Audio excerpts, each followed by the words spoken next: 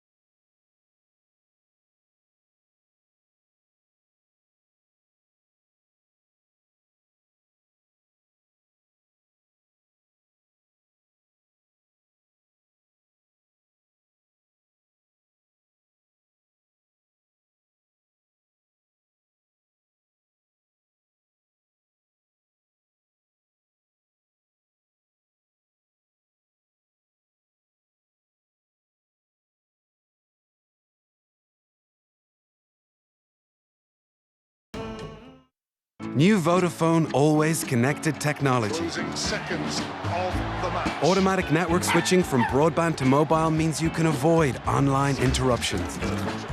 Shame it can't help with life's other interruptions. 10 more yards and they'll probably be in drop goal range. Sexton waits. Here it comes. It looks good. He likes it. That's the power of our mobile and broadband networks together. New Vodafone Always Connected. As we progress to a new normal, the lifestyle section of RTE.ie is there to help for everyone from those anxious about relaxed restrictions to those looking for ways to make the commute bearable. Now though, there's plenty of advice in Byrne Live. Is the COVID era now finally drawing to an end? How has it changed us and what can we learn from it? To discuss all of this, I'll be joined by Sam McConkey, Maureen Gaffney, GAA legend Sean Boylan, Rory Story, singer Niamh Kavanagh, musician Tom Dunn and many others. And all of them have brought something to put into this COVID time capsule, something that will always remind them of the pandemic and that they'd maybe not like to see for a while. Welcome to Byrne Live. It's been a nightmare, you know. I didn't say it was crazy. I said it hadn't been thought through. An entire generation that feels left behind. Who's calling the shots here? There are really difficult choices to be made here. You're a bad person. Get back into that corner. I never thought the violence would end. Partition has a We cause. are British. Because we are not two races, we're one. We should be on the same side.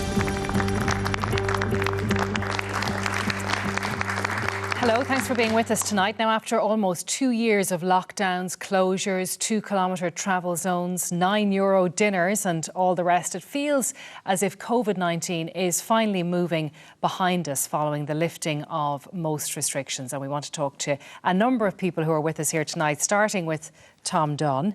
Tom, how did you feel at the weekend? Overwhelmed, I think, was the major feeling. When I saw it on the news, I couldn't believe how quickly it went. It just seemed to go from a hint of maybe this might happen to suddenly it was really happening. And that, it felt like a wave really washing over me thinking of this. It felt like VE Day, those footage of you know, soldiers kissing girls in New York. I felt that's what we needed to do immediately, run out and do that. You didn't go there though. No. But then I was thinking, that's 2 years of our lives. That was one weird trip. I was just thinking there are so many times, some of them are months long, that we were living in this surreal experience. And there's story after story in my mind that we went through. Some of them were really tough and powerful. And to have someone saying, this is maybe behind you now, it was overwhelming. Did you feel ready for it though? Because a lot of people were taken aback at just how far things went on Friday when the Taoiseach made the announcement. Yeah, no, I didn't feel ready for it, no, not at all. Not ready to go out either. Not ready to go back to work on a Monday morning or anything like that. It was real, give me a bit of time with this, just let this wash over me for a bit. Okay, and Crossy is here as well. Crossy, where were you when the Taoiseach made the announcement? So we were in Keogh's just off South Anne Street, and it was just amazing. It was like an All-Ireland day for a county, just say like Leitrim, who haven't won the All-Ireland in years. Everyone was cheering and roaring, and it just was one of those experiences that I'll always say I was in a pub when they made that announcement. And I think just from then on in, everyone was just smiling at each other going, this is it. Like, I have spent, like, it sounds like I'm an alcoholic, but I have spent, going out from the very start, queuing outside pubs. We've had people come to our door, giving us pints, delivery pints of Guinness. And I was like, that's all gone. All of that is gone now. We can now go to a pub or a restaurant and sit down and just relax. Yeah, and by coincidence, on the day that the pubs were closed in 2020, where were you? Oh, God, sounds awful. So, everybody, this is intervention. So on the 15th of March, I met a friend of mine in Crows and Ballsbridge. We knew there was rumours that they were going to close the pubs on the Monday. This was a Sunday evening. The 6-1 news was just bang on. I'll never forget it. And a couple of Garda came into Crows pub in Ballsbridge and said, right, lads, we're wrapping up. And I remember the guy saying... We're looking at a quick picture that you took of the guard in the pub. I was raging that I only took one sneaky photograph, looking back, because it was a moment. And we all finished our pint and we left. And that was it. Yeah. That was the end. It was so surreal because we were back there the other day and we were saying it to the barman. I was like, the last time I was here was the 15th of March 2020. And he looked at me going, what are you talking about? And then I showed him the WhatsApp. I was like, this photograph is what I took. I was sitting over there. And it was surreal. And this weekend then, you were in the pub for the announcement. How did the rest of the weekend go? Did you stay in the pub? Brilliant. Yeah, I did. So on Saturday, I went out. We couldn't get a booking anywhere. We walked all around town. I thought, there's not going to be, because it was the 8 p.m, before the week beforehand, I was just saying, we'll get somewhere. We walked everywhere. There were crowds everywhere. South William Street was buzzing. Outside Grogan's was buzzing. You walk up George's Street, Camden Street. We actually just did a little walk to see what it was like. We went to Le Maison, just beside Grogan's, had a bite to eat there. Within an hour of that, it was just packed. And were you comfortable with that? Because we know some people are really apprehensive about being, in a crowded pub or restaurant. You're fine with it, I take it, are you? Do you know what? I was totally fine. Totally fine. I'm treble vaxxed. I wear my mask. When we're going through some crowds around South William Street, I did have my mask on.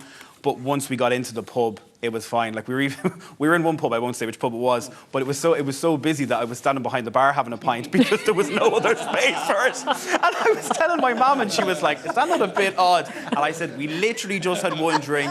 We just had that experience." I recorded on WhatsApp the noise of the pub because that hasn't been held. What did some man say to me? It was like Cheltenham and Christmas in one night. Yeah, all of those big occasions. Rory is here as well from Rory Stories. You're mad to get back to the pub for a pint, but you're not going to do it this month because you're doing Dry January. But when you look back over the last 2 years, like things like going to the supermarket, going to the barber's, they were big events. They were adventures at certain points. Well, I can't relate to the barber, unfortunately, for obvious reasons. But that wasn't a great example there. But the shopping, of course. Yeah, it's funny. I only put up on social media on Rory Stories on Friday a little synopsis of, queuing outside the shops, the guarded checkpoints, the thinking that cans of Guinness were enjoyable or taste nice as the pandemic went on. And a flood of stuff came in under the post, just giving examples of what went on. And one of them was, do you remember the time Claire Byrne done the show from her shed? Yeah, I do. And the time they had the bouncing bubbles here, thinking that was going to be a nightclub in the future and all. It kind of, looking back now, it's like, oh my God. And like little things like the unessential stuff, like you couldn't buy clothes in shops or anything like that, ridiculous stuff when you think back in it, but comical at the same time, because now we're kind of over, we can look back and laugh. But during it, no one knew. As Constance said, it was just, we were all in this weird bubble or world. And do you think we've processed it? Like, do we realise what we've been through? Well, I don't think so, no. I think it will take a bit of time for everyone. Listen, a lot of people are carrying a lot of baggage mentally from that pandemic that they probably not even realise yet, from social anxiety, etc.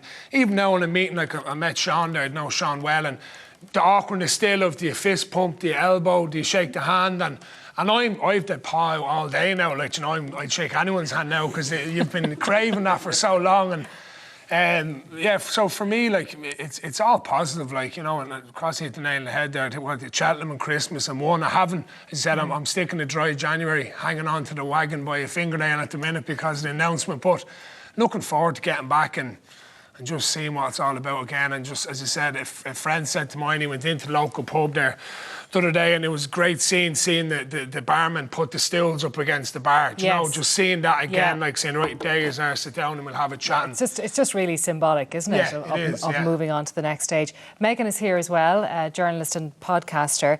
What did you do at the weekend? Did you go out and have the sort of a weekend that Crossy had, or...? I was in a beautiful spa hotel on the Friday, very calm, with my sisters, and everyone was very social distanced and signs everywhere and all very regimental.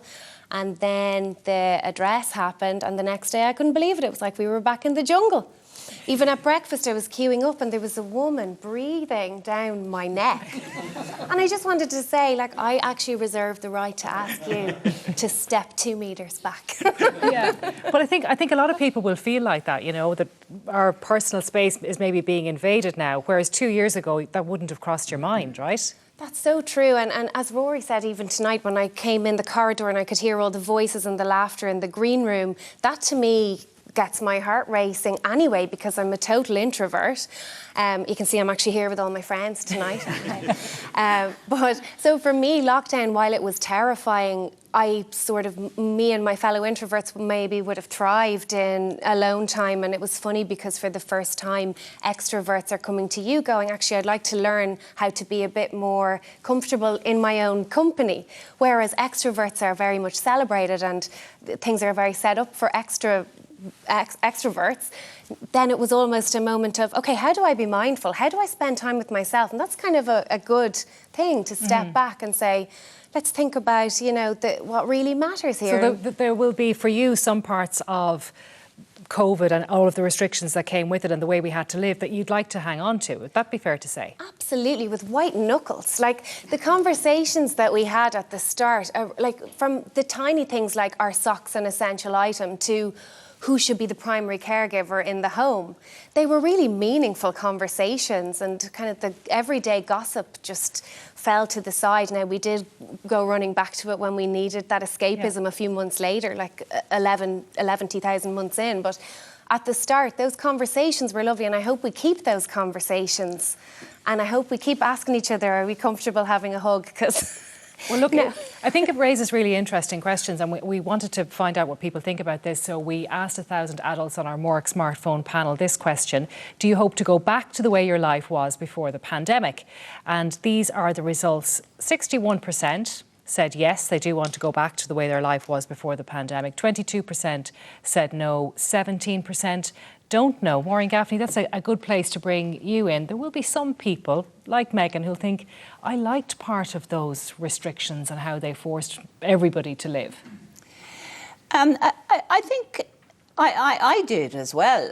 I remember the one Easter Sunday, I've lost track of the years at this stage, in 2020, being out in the garden and looking up at the clearest, quietest sky I had ever seen. No planes, hardly any traffic.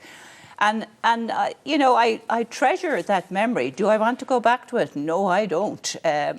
I think I put myself with the majority there, you know. Well, you're reminding us all now of the bird song that we heard. That's right. You know, people who lived in Dublin or other cities, suddenly you heard all of these beautiful noises in nature that we just weren't used to hearing. But you're saying your thanks. I think of them as extra pleasures now that I still have on top of all of the ordinary pleasures that I can't wait to go back to.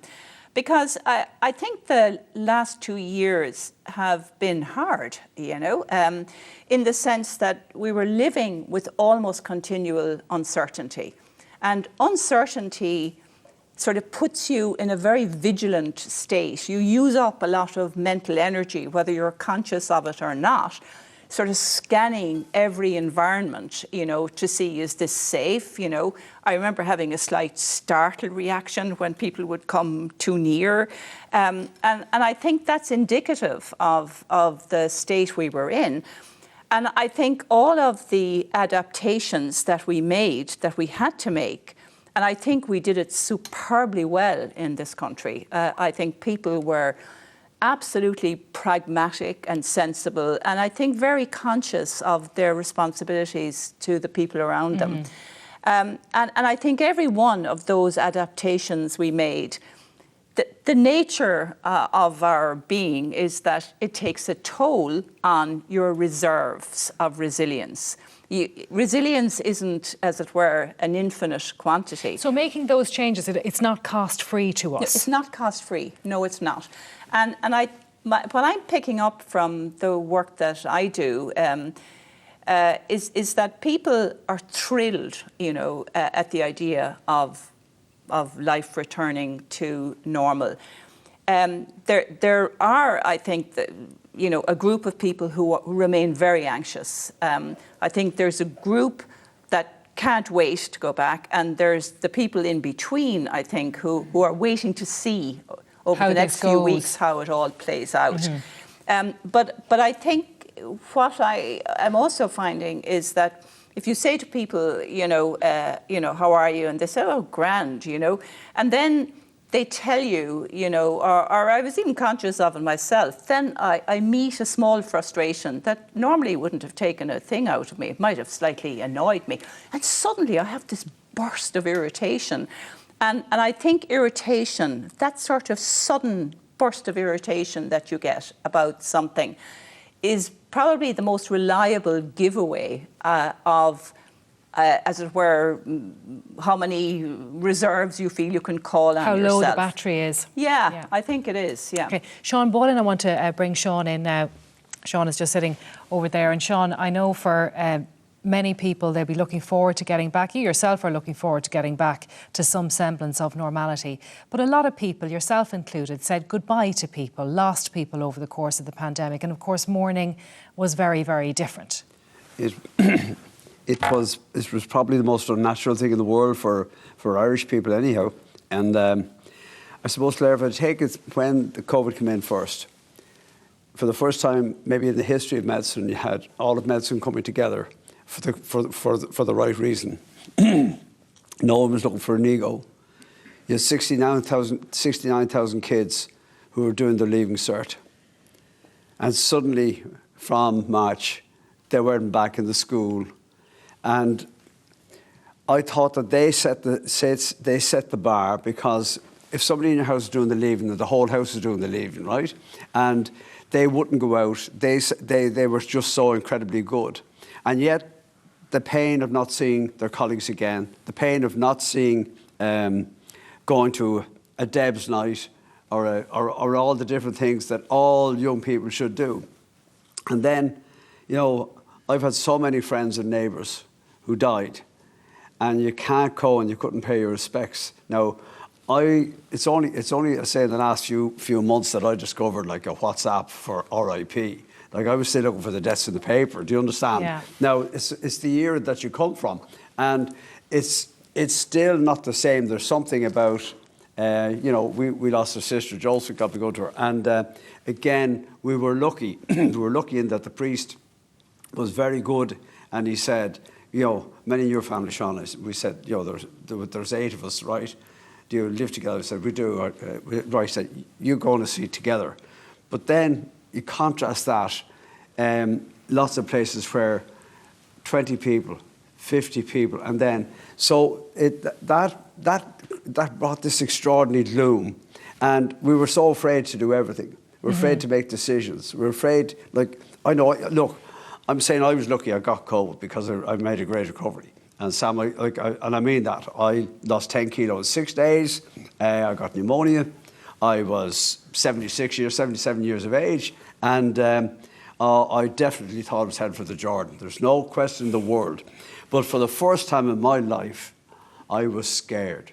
I mean, absolutely scared. Like the doctor had to talk, so ringing from outside the ward. And there was such an uncertainty there. Now, okay, we'll say that. But then suddenly you started looking at things on television that you hadn't seen for ages. We started listening to local radio, national radio, and the stations. And honest to God, they should get medals for what they did to try and keep the bright side there. And it was absolutely huge. But the thing that I suppose more than anything else that as somebody who was involved in sport for a lifetime, both as a player and as a manager, and you're trying to prepare a team for a competition. And if you have an extra person there, or if you go in a day early, you're going to be suspended. And suddenly you're the worst person in the blessed world. Like, how could you? There's nobody had experienced this before. And so what am I saying? I'm saying in a big way that I love people, right? And I was never afraid of touch, feel, anything like that in the world. And I never would have any inhibition about it. But suddenly, somebody who likes to meditate, I was afraid of my sacred life of my own. And that took getting used to. And then suddenly, the hop of a ball came, right? And instead of looking at it on the telly, you were allowed go. Somebody belonged to you was playing. And suddenly we all developed families, and we were all going. But don't admit to anything now, Sean. No. But I can't brag, Claire, I promise you that, right? But it was amazing. Like, Kieran was down in Achill. We saw him 3 times in the year, and it was just so incredible. And yet, the joy of seeing people take the responsibility for an extraordinary pandemic, and people did take responsibility. And if you take those 69,000 kids who were doing the leaving so in 2020, those kids, they knew far less than we did. But they educated us, and we have a lot to thank them for. Yeah, and then they had to go through, going to first year and not seeing their colleagues, their new colleagues, and all of that. It's just been really tough on them. Tom was talking earlier about, where was the college? You went to college, and you learnt everything you needed to know about life in the pub that evening. You know what I mean? I know. But it is. There were 2 stolen years for sure. Sam McConkey is here with us. You were with us on this programme right from the start, and you're sitting here again tonight. I'm delighted to say, are we moving too fast? Are we celebrating the end of something when we're not quite there yet? Or are you comfortable with this conversation? I'm delighted. I'm delighted and really, really happy we're having this conversation, frankly. I think it was probably, I do clinics in Drogheda on a Friday morning. I was driving up, not last Friday, the one before, and having been sort of saying, take away this plague for 2 years, I could just feel that this is really oozing out. We're not seeing the numbers in hospital. We're not seeing sick people with respiratory failure coming in to the same extent anymore, and we can all see numbers in ICU coming down. So what I would state as and describe our current situation is that our health service is not at risk right now of sort of falling over and collapsing due to COVID-19, due to the Omicron wave. And we can say that with a reasonable degree of confidence now, that we are going to be able to provide the basic essentials of essential healthcare for the next few weeks and months, despite the Omicron wave still being in our community, because we're so well vaccinated, so well infected, and we did a lot of sensible things, as we've heard, that it's not a sort of an existential threat to our health service. So people who need oxygen will be able to get it, and we'll have enough staff, and hopefully. And that will happen. There will be people who will need that sort of care. Yeah. So while our health service is not in danger of falling over, Omicron is still here, and we've still lots of people, as we know, all over the country getting COVID and their family, but they're getting sort of sniffles and headaches and coughs and colds and so on, much less severe disease. Some of the elderly who maybe have some dementia or some mobility problems are falling over and breaking their hips, sort of indirectly because of COVID, and breaking their pelvis and getting bruised. So it's still having an impact on people, but much more similar to what urinary tract infections or influenza has been doing for many, many decades. Causing confusion and imbalance and so on. Exactly. So we're in a much, much better place. And I think as at a nation, we're just in a much better place. And that's why I was so delighted when we had this announcement that we've heard about from Meagle Martin to open up on last weekend. Just delighted to hear it and see. And you have to take, I'm obviously from a Monaghan farm. you make hay when the sun shines, which is not to say that in 3 months' time there won't be some, as I said, the pi wave, pi, rho, sigma, tau. So we could have more Greek letters, we could have more waves. I'm hoping they will be milder than the previous ones. We don't want to hear that, You don't want to hear that. But now, they're not here now, so we've got to enjoy it. We've got to live our lives. We've had horrible restrictions. We couldn't go into more than 3 people visiting another house. That's unimaginable. I know, it's extraordinary to think back to how strict things were.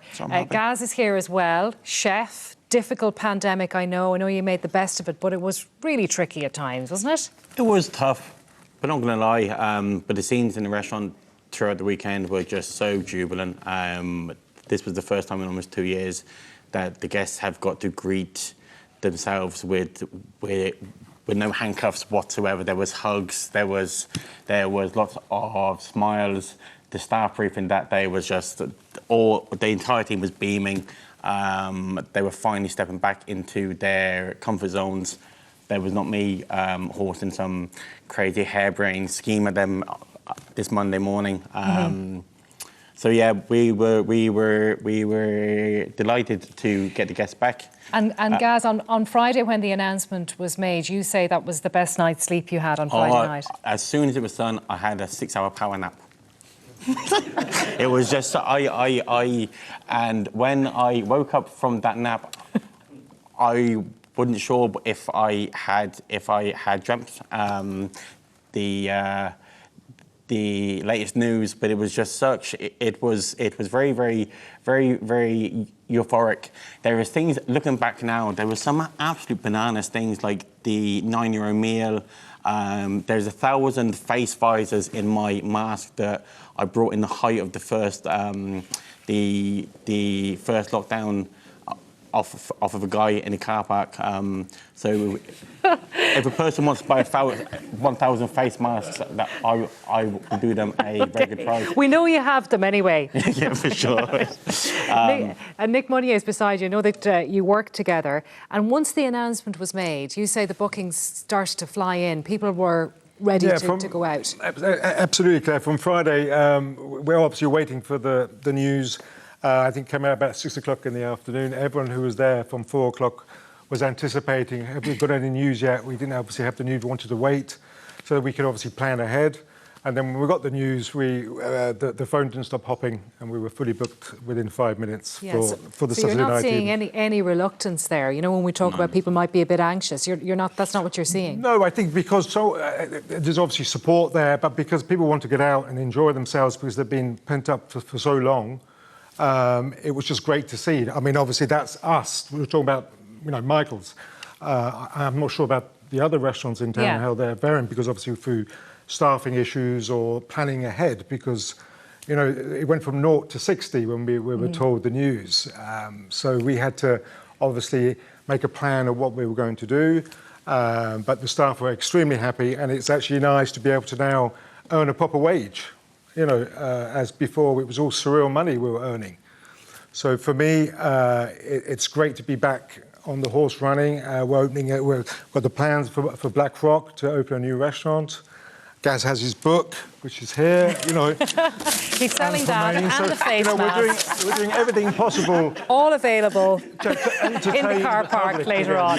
So we're very happy. Thank you both very much indeed. Niamh Kavanagh is here, Niamh, and I know you saw people who you noticed were very sad because they just couldn't get out, they couldn't enjoy themselves. Yeah. Like Gaz and Nick were saying, they can now do that, and I'm sure you're ready for action when it comes to singing and performing again. Well, yeah, I mean, to be fair, since at the opening of a fridge door, I sing. So that's not, that's any light on me at all, I'm away.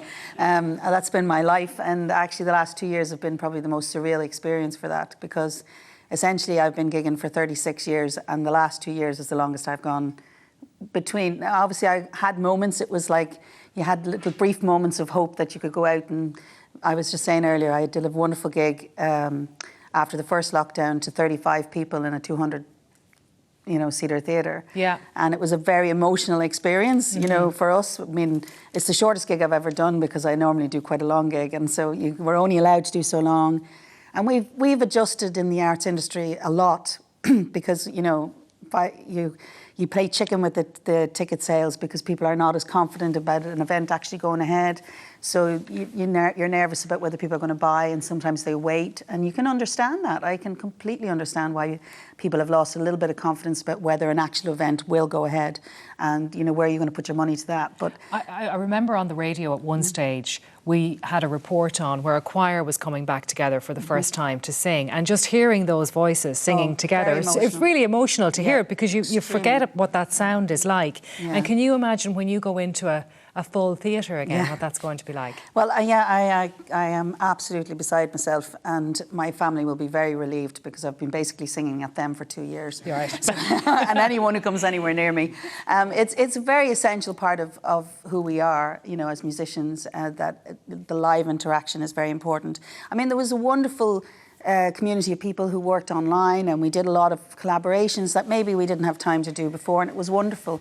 But we really miss that, that up close and personal experience with people, and for people to really understand the joy of music and theatre and all of the live arts that you just really want to be a part of. No more than the Leaving Certs that Sean mentioned earlier. People in the arts, people like yourself, really suffered on the head of this. Yeah, it's a really difficult situation because it was happening to everybody. But for us, our recovery is a little bit longer because right now they're trying to fulfill a lot of concerts that were already booked. So trying to get venues now is a little bit more difficult. And then venues themselves over the 2 years, we're trying to get the momentum going, and then it was pulled out. And I would say over the last month, as much as things were pulled out from the arts point of view, I found it was a lot more strict because, I was doing Panto in Dublin and we literally got 2 shows in. That was it. And that was it was very difficult because there's a lot of work involved. Well, hopefully now things will start again, and absolutely. it'll be gung-ho. But Tom, to come back to you, will the audiences be ready to come back, do you think? I don't know. We had an experience with them in the Whale Theatre, our first one back, and they looked like they'd been gaff-taped into the seats. They were almost afraid to. They were standing with their masks on, and it took a long time. That's no crack for you up on the stage either. But everyone, that was very early reopening. There was a lot of fear. There was more fear around. No, it's no crack at all. But by the end, everyone just stood up and they were a bit emotional. We were emotional as well. Yeah. It was that sense of, God, the surreal feeling is overpowering. And it means so much to you. And you're looking at them thinking, you mean so much to us. And they're looking at you going, you mean an awful lot to us too. And it's just, wow. I always look right when I'm on stage. It's what I do. And I always see Ray Harmon playing guitar. So when I was doing the gig, I looked over and I just thought, I haven't seen that for 14 months, the longest time since the day I met him, So that's weird. And for yourself, I mean, will you be prepared to go back out there and live the life that you were living pre-March 2020? Yeah, absolutely. No qualms, no question. Extroverts and introverts. I know which gang I'm in, no question. I really missed people. I really and I loved our bubble. It was a beautiful bubble. But other people, just seeing all the wide range of people you meet doing radio shows. And we were talking as well, Tom, about processing what we've been through. I mean, do you have memories of just how frightening it was at times?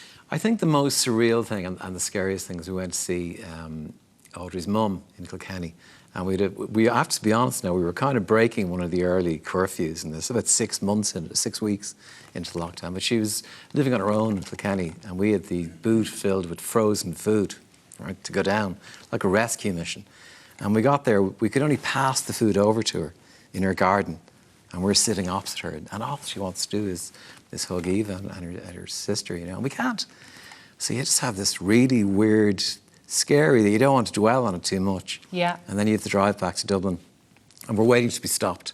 We're convinced we'll be stopped. And we have the story. We had to visit the granny. That was it. It had to happen. We didn't get stopped. But but you had your story ready, right? Absolutely. Yeah. But on the radio, there was no cars on the motorway. And on the radio, there was this, maintain 2 meters, wear a face mask. And it was like a 28 Days film or one of those weird science fiction things that we were living in and driving through. And I dropped this frozen food off. It was weird. And everybody has, stories like that. Everybody. Rory, to come back to you, I mean, do you think that your life's going to change a lot as a result of the last 2 years, or will you just go back to who you were pre-pandemic? Yeah, I suppose a bit like the guys there. Like obviously, I went on my first kind of nationwide tour in 2019 and done all the venues and I thought, this is it. Like, you know, this is it now. Every year, I'm going to do a new show and then there was 2 years of nothing. Like, you know, I done 2 work Christmas parties 2020 over Zoom and hardship, like, you know, because you're trying to make a laptop laugh, realistically, like, you know, and people have their... just the worst, I can imagine, yeah. Worst. But people have their cameras on and you're in the middle of a story and a fella just takes out his phone and starts scrolling and you're like... So you know, that's just soul destroying now. Sorry, that's absolutely, like, you know, and at least, you know, in a live you can kind of put your concentration, just get through your content. But when you're just looking at a laptop and yeah, so yeah, like, you know, I was thinking, geez, I'm only after getting into the comedy the last few years, and now is comedy ever going to happen again? Is stand up ever going to happen again? Because if this is stand up, I don't want to be a comedian anymore. I don't want to tell laptop a few stories, like, you know, so but thankfully, you know, I done the odd bits and bobs and starting to come back in now, and I was lucky, myself and Ray Goggins from the Hell Week done our few shows in Resilience right in the middle of just before the 60% came in, so we got to do the full Vicar Street and that there, and just the feeling of that again, walking out there again, seeing people. Yes, the mask definitely does make, there's just that kind of coldness off people when they have a mask in the audience. Now, a lot of them didn't wear them, like, you know, you get in there and you have a couple of drinks and what is Covenant, you know how it was. But for me, it's just that feeding off the audience and just the buzz you get, because that's what we do as entertainers. Like, you're out on stage, you throw yourself out there and you enjoy it, and it's that buzz. So now I'm raring to go, and it's all about getting venues now for this year. Like, a lot of venues are booked out, so you know. Yeah, with the gigs that were cancelled and they're all probably rescheduled. So you might have to just do your Monday or Thursday night shows instead of your Friday, Saturday, Sunday. But listen, just getting back out there again is what it's all about. I'm really looking forward to doing it. Well, I'm conscious, Maureen, of the 3 groups of people that you mentioned: the people who are ready to head out, and the people who are waiting and seeing, but then the people who are anxious. And I think there's probably a good sizable group of people who are anxious. What's the advice that you would give those people to get to a point where they feel comfortable? Well, I suppose I'd start by addressing the people who care about them, and sort of say that, you know, they really need to support someone who has that anxiety. They need to encourage them. They need to offer to go out with them and take it in small steps. But I think once you have someone next to you, you know, and someone whose hand you can grasp, then I think, like, older people and people who had underlying conditions, like, you don't want to be forcing them, but I think you can support them and encourage them to go out. From your point of view, do people need to be anxious and worried now? So some do. The folk who've had transplants or chemotherapy in the middle of cancer treatment, or who are on profound immunosuppressive drugs, have ongoing susceptibility to COVID and severe COVID. That's quite a small minority in our country.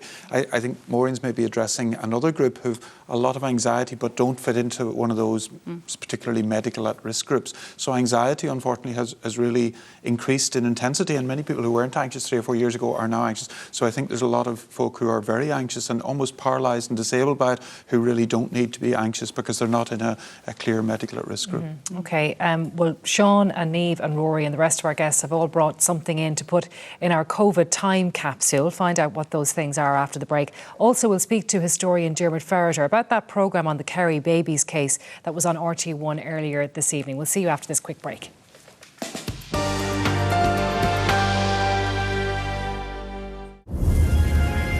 There is no magic formula.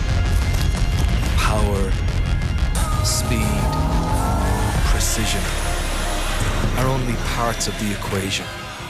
But not all forces can be quantified. Sometimes 1 + 1 can equal 1,000.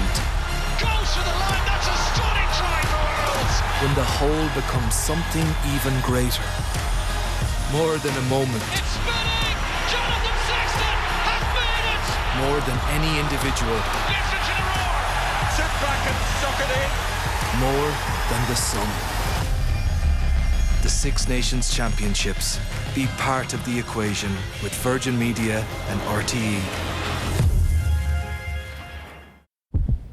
That sound, that boom, that's life happening right now. Right now, Leia Healthcare members get access to more hospitals, consultants, and urgent care clinics. They can see a consultant when and where they need one. And our preventative healthcare means we're not just there when things go wrong, we are Making you better before you're even ill. That's how we're looking after you, always.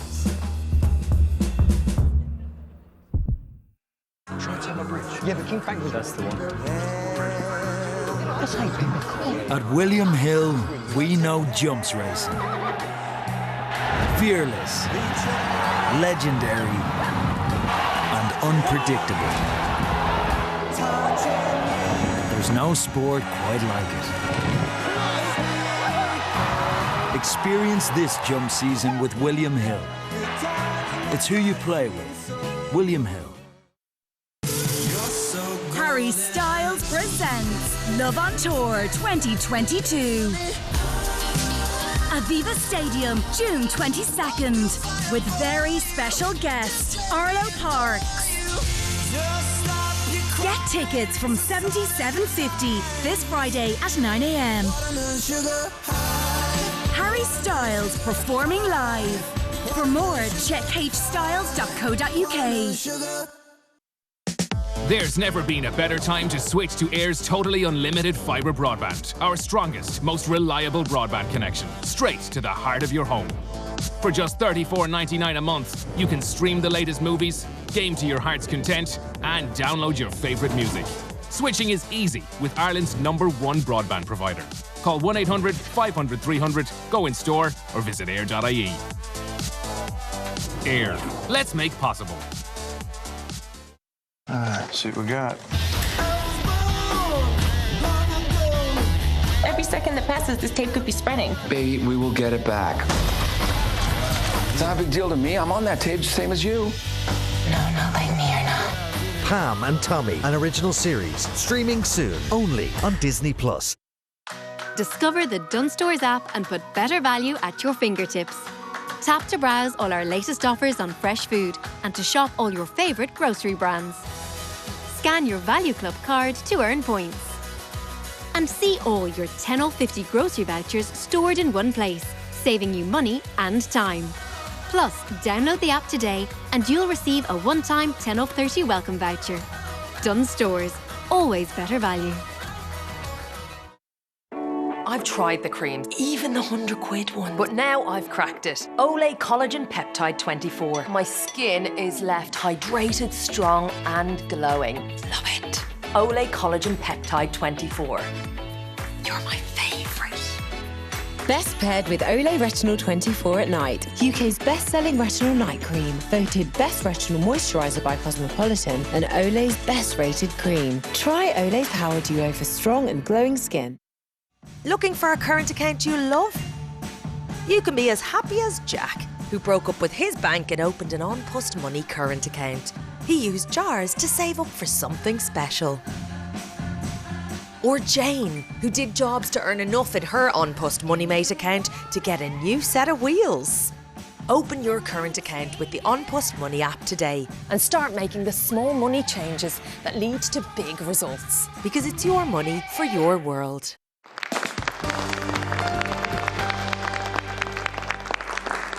You're welcome back to the programme. Now, earlier tonight on RT1, the third and final instalment of the Crimes and Confessions documentary series was broadcast. The series focused on some of the most controversial events in the history of An Garda Síochána. Tonight's programme featured the Kerry babies case, and historian Dermot Ferreter is here now. You're very welcome. Thanks for being here. Some people would have been coming completely new to this. Many others will have grown up with it, will have watched it unfold. What do you think it says about Ireland and about An Garda Síochána at that moment in time? Well, they've been broadcast at an interesting time. This year marks the 100th birthday of An Garda Síochána, so it's an interesting time to be looking back at some of their difficult decades. And there were many difficult decades. We have to acknowledge that this was a police force that was born in civil war in 1922, and those initial decades, the state-building decades, were very, very difficult when the nature of the state and the state itself and its police force was contested. There were 16 guards killed in the line of duty between 1922 and 1940. So they were difficult decades. The next couple of decades were calmer. and the Guards, broadly speaking, were successful in achieving success across the Civil War divide in relation to membership and how they were policing. But then, of course, the 1970s, difficult issues arose again. The nature of crime had changed. The Troubles, of course, as a threat and as a backdrop was ongoing. And that led to arguably a different culture of policing. And what was revealed in these programmes really is about the nature of what was done to individuals and how it destroyed their lives. The egregious behaviour of a small number of Gardaí, the nature of the interrogations that were going on, the confessions that were forced and often retracted, but the lives that were destroyed and remained destroyed. And there are those who are still seeking accountability, who are still seeking apologies. And it raises all sorts of questions about the lock, really, between the political authorities and the policing authorities over the decades. You know, there was such resistance in the 1970s to instituting a proper inquiry into all of the allegations that were being made. And there was an amnesty report as well in the 1970s that laid bare the testimonies of those who had been affected by this. So it was quite extensive. And some of the same names, of course, kept cropping up over the course of different cases. We also saw, Claire, I'll just say about the specific programme tonight in relation to Joanne Hayes and what was called the Kerry Babies case. She argued it should have been called the Kerry Garda case because the actual inquiry was supposed to be into the conduct of the Gardaí. But that revealed an unvarnished misogyny which still manages to shock. I mean, this is living history because these are events of 30, 40, 50 years ago, but there are people who are sitting tonight suffering the consequences of what happened in that time to them. And as you said there, the programmes really laid bare the lasting impact on not just their lives, but on the lives of everyone around them. And we saw that in all three programmes, didn't we? We did, and it's a bigger question as well about the culture in which that Garda force was operating, the society in which it was operating. It was a very deferential society, very hierarchical. There was a tolerance of violence, and you could argue that that went on well beyond the activities of the Gardaí, you know, in schools and so on. And, you know, consider the scale of the revelations that we've been subjected to in the last couple of decades about that kind of culture. So it is part of that, but there's also a specific context there for the 1970s where there is a tendency, or there was a tendency, to cut corners, to turn blind eyes, and to allow animus, personal animus, to develop in relation to particular individuals. Normal policing rules seem to go out the window. Internal critics within the force were also silenced. And there was this question constantly in the 1970s and the 1980s about what constituted subversive behaviour. And it was remarkably broadly defined. You know, when you look at those who were being monitored for their supposedly subversive behaviour, of course, there were trade unionists, there were journalists who were just doing their job, there were even musicians. And then there was the actual threat from paramilitaries. And that did require a particular response, a security response and a policing response, but they were often enmeshed, the two, and that dual role created difficulties. But when people say, you know, these were different times, DNA evidence was in its infancy, so there were occasions where you're going to have to rely as a police force on a signed confession. Does that wash when people contextualise it in that way? No, it doesn't wash, because how did they get the confessions? That's what the programmes laid bare. How did they get those confessions? The techniques that were employed, the brutality, the violence, the torture. And these are the words of the victims of those particular methods. And some of so those it people... doesn't wash. And I mean, I'm not trying to downplay the fear that existed during the worst years of the Troubles, the fear that it would spill over the border, the unrelenting pressure that was there to convict and to find a case against people, even when the evidence wasn't there. So there was that pressure, but it doesn't excuse what went on when you consider the damage that was done to individuals and the damage that was done to the force. And the people who we saw in those programmes, many of them are still looking for answers from An Garda Síochána and from the state. Do you think that that's merited? Of course it's merited. I mean, when people are talking about accountability, seeking answers, seeking apologies, they're the people that need to be listened to. When you consider the impact that it has had on their lives and all of the related questions that it raises. If you look at what happened after all of these events, well after them, look at the Morris Tribunal, for example, in the early part of this century, there was a particular line that Judge Morris used about the ability of hatred to transform myth into fact.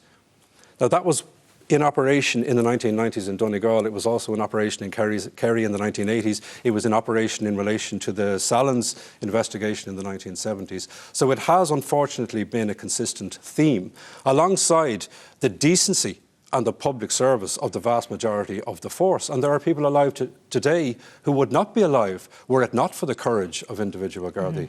And it's important to say that and to recognise those people too. But Dermot Ferrer, for now, thank you very much indeed. I'm going to go over to another historian now, Dr. Ida Milne. And Ida, we have got a COVID time capsule set up beside you there, and our guests tonight are going to tell us shortly what they'd like to put into it and why. I mean, do you think it's a good idea, given what we've just been talking about earlier in the programme, that we do something like this to try and process what we've been through?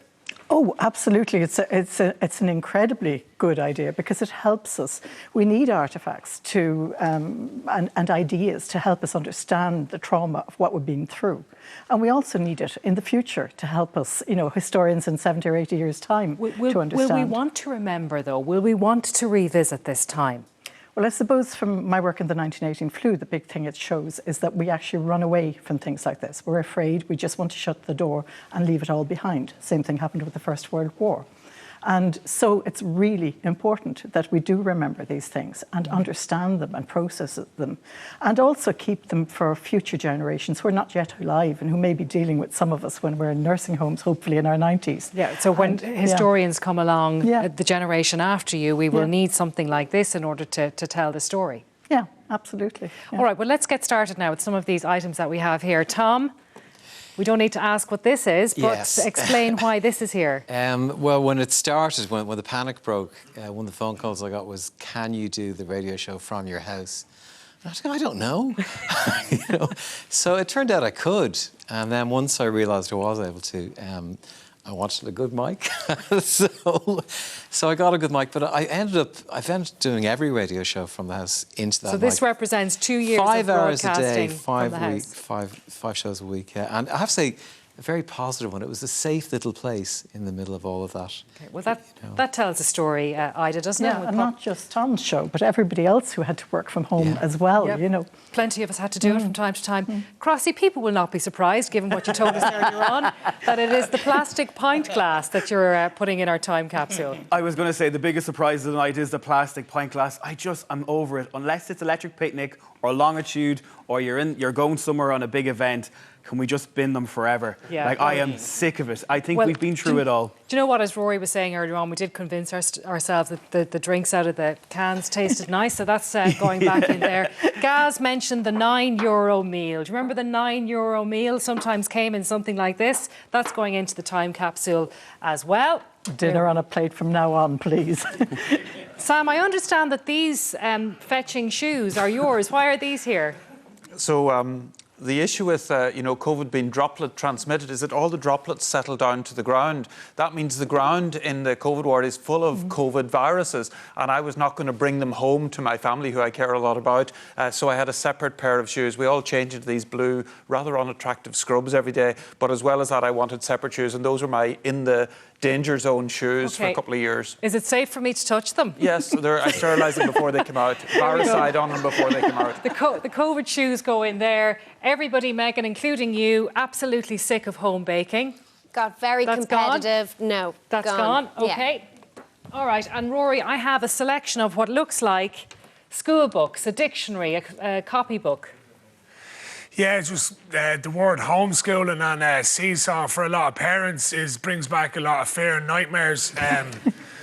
Especially for me, that didn't exactly get on well in school. I was expected to teach my 9-year-old daughter at home during a pandemic while the toddler's watching Blippi and the baby's crying. So, yeah, I could fill that with a lot of stuff, Claire, to be honest with you. But for me, and school related, bye. Yeah. Well, for every parent in the country. Yeah. And I can tell you, as a lecturer, I was very glad not to be that parent too.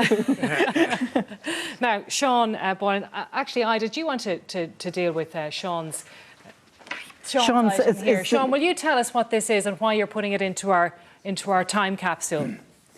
Claire, it's a small little bottle with, on the front of it, it just says St. Bernadette, and it's in Lourdes.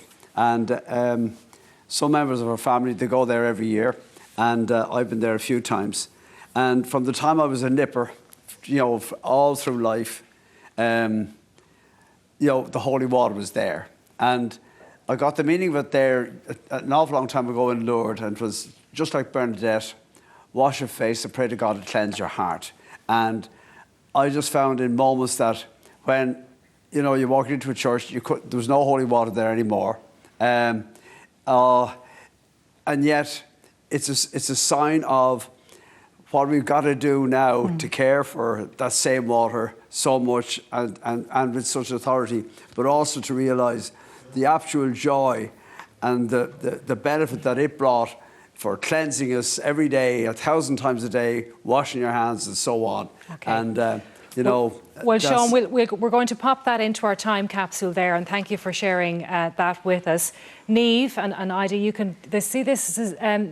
Yes. People will recognise this now. This is about Zoom quizzes. Do you remember those at the very start? We were all doing them. From the get-go, everybody hated those. And Niamh, that's a great idea. Ida, that goes in there for the next generation to look at. Nobody wants to see this. And Maureen, travel books. Is this because you missed the holidays or because you've now decided that this is where you'll be?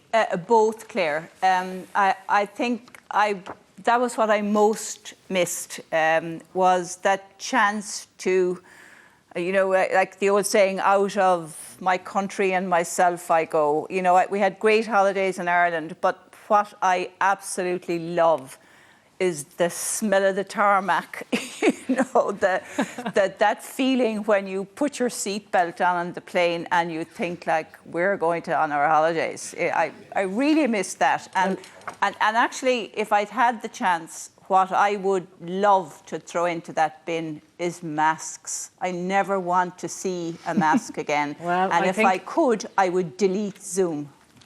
Yeah, if you could. So pop those in there for me, Ida. And while you're doing that, I'm going to ask you what this box might mean to a future historian. Well, to a future historian, this is just full of the essence of what we are. I mean, maybe the one thing I'd like to see in there too is a pair of children's shoes.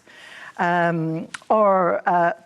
You've reminded us of the controversy around children's shoes. Were they essential or not? They weren't for a while. Yeah, and children were growing out of their shoes. Niamh Lynch made a very vocal effort to get shoes, to get parents to be able to buy shoes again.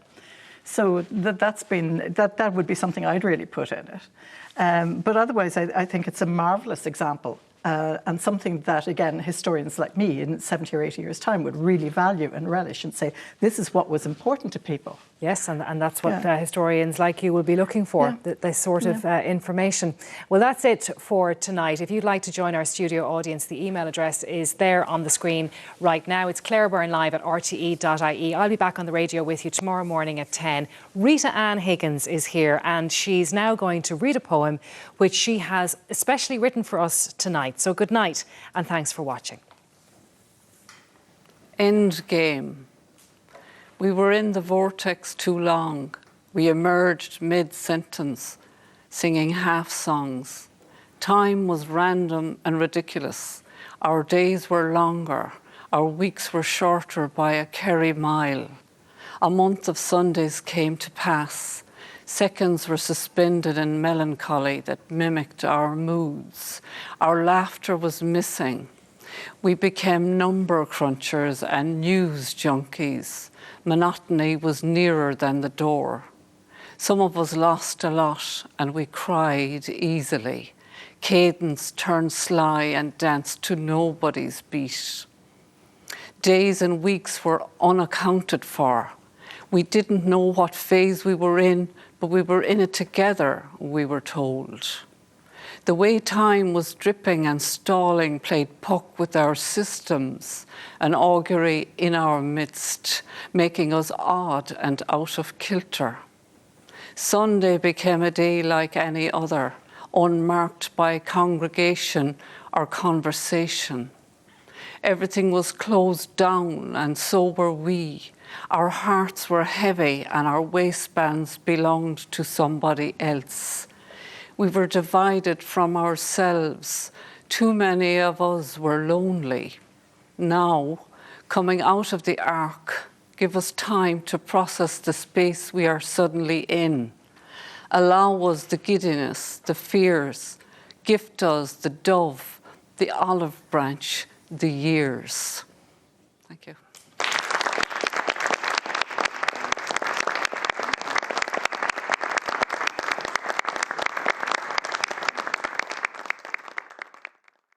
Mom!